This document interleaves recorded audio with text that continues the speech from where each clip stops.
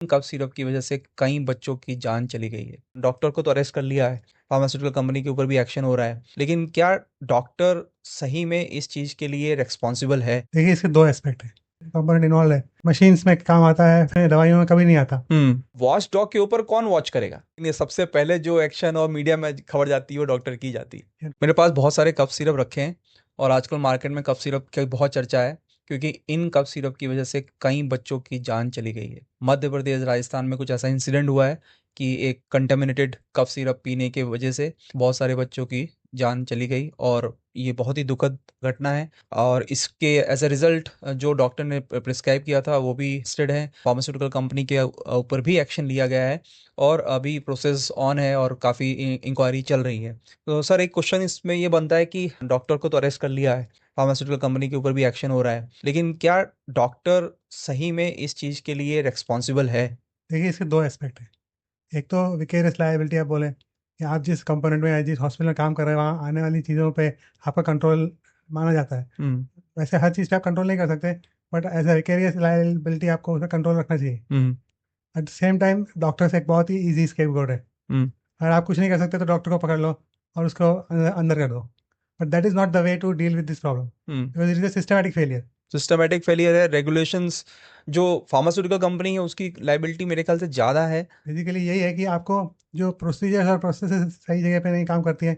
तो आप देख सकते हैं कि जो ये फार्मा कंपनी थी जहाँ पे ये एक्सीडेंट हुआ या ये जो कंपोनेंट बनाया गया, वहाँ बहुत ही फिल्दी हालत में थी। वहाँ जब रेड की, उन्होंने कोई रूल्स रेगुलेशन फॉलो नहीं किए थे। हम्म। और डाइथाइल ग्लाइकोल जो उसमें कंपोनेंट इन्वॉल्व है, हम्म। वो एक्चुअली मशीन्स में काम आता है, फैक्ट्रीज में काम आता है। हम्म। और वो कंटामिनेंट इसमें दवाइयों में कभी नहीं आता। हम्म। तो दवाइयों में इसका चेक सिस्टम नहीं था।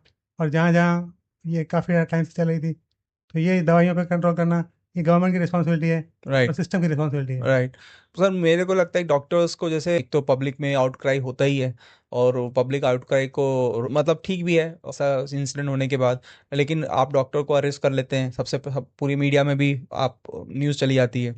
और सबसे ज़्यादा रेपुटेशन डैमेज जिसकी होती है, या लाइफ डैमेज कह सकते हैं आप, जिसकी होती है वो डॉक्टर की होती है, क्योंकि आप उन रेगुलेटर्स के लिए कुछ भी नहीं कर रहे हैं जो कि एक्चुअल में रिस्पॉन्सिबल है। राइट। ठीक है ना? जैसे फॉर एग्जांपल, ये कंपनी है, अभी कंपनी को कौन रेगुलेट करता है? जो ड्रग इंस्पेक्टर है, ड्रग अथॉरिटी है, डिस्ट्रिक्ट की, स्टेट की, वो रेगुलेट करते हैं।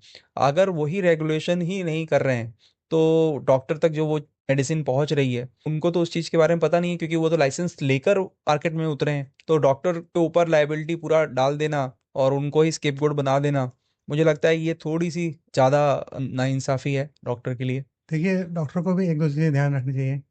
उन्हें कभी भी जब वो दवाइयाँ यूज़ कर रहे हैं, तो उनको मेक इट श्योर दैट अगर वो आपके सेटअप से जा रही है तो वो स्टैंडर्डाइज्ड हो, स्टैंडर्ड प्रोटोकॉल से खरीदी गई हो हम्म। और उसमें स्टैंडर्ड कंपोनेंट्स डाले हुए हो। हम्म। दूसरी चीज़ ये है कि जब भी आप किसी दवाई को एंडोर्स करते हैं या कोई दवाई का प्रिस्क्रिप्शन लिखते हैं, और अगर वो ब्रांडेड दवाई है, तो आपको ये बैकग्राउंड चेक करना चाहिए कि वो उसका बैकग्राउंड कैसा है, हम्म। कहाँ बनती है, कैसे बनती है।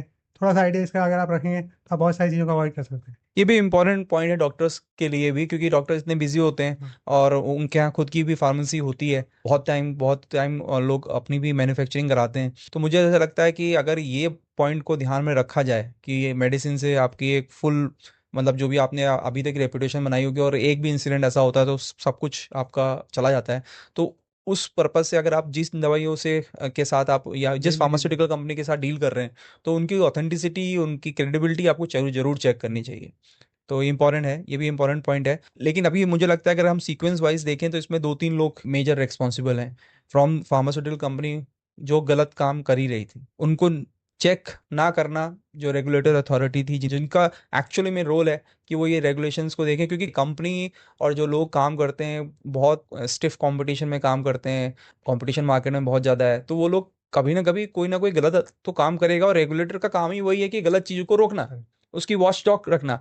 अब वॉच डॉग के ऊपर कौन वॉच करेगा? तो मुझे ऐसा लगता है कि अगर आप, ड्रग अथॉरिटी एक मेजर कल्प्रिट है, अगर हम उसके चेन ऑफ देखें कमांड, तो वो बहुत ऊपर तक जा सकती है, मंत्री लेवल तक जा सकती है कि ऐसा क्यों हो रहा है, सिस्टमेटिक फेलियर क्यों है सिस्टम में। तो ये एक मुझे लगता है कि ये जो एक चेन है, अगर इसमें अगर इंपॉर्टेंट पैरामीटर देखा जाए तो सबसे ज़्यादा लाइबिलिटी रेगुलेशन की है, फिर शायद क्रिमिनल लाइबिलिटी फार्मास्यूटिकल कंपनी की है, क्योंकि वो तो इंटेंशनली गलत काम कर रहे हैं, और थर्ड जो अनइंटेंशनली जो रॉन्ग हुआ, मुझे लगता है डॉक्टर का रोल आता है, क्योंकि जो उन्होंने दवाई लिखी वो सही मापदंड पे नहीं थी। अगर आप पूरा प्रोसेस को लॉजिकली एनालाइज करें तो थर्ड नंबर पे एक्चुअली लाइबिलिटी आती है डॉक्टर की, लेकिन ये सबसे पहले जो एक्शन और मीडिया में खबर जाती है वो डॉक्टर की जाती है। अनफॉर्चुनेट है, पर ये पूरा सिस्टम का फेलियर है, तो सारे चीज़ों पे एक साथ एक्ट करना चाहिए। सो बेसिकली डॉक्टर्स जितने भी ये वॉच कर रहे हैं उनको ये ध्यान रखना चाहिए कि finally ball is in your court, finally आप ही को दोष दिया जाएगा। So you have to very careful at each and every step.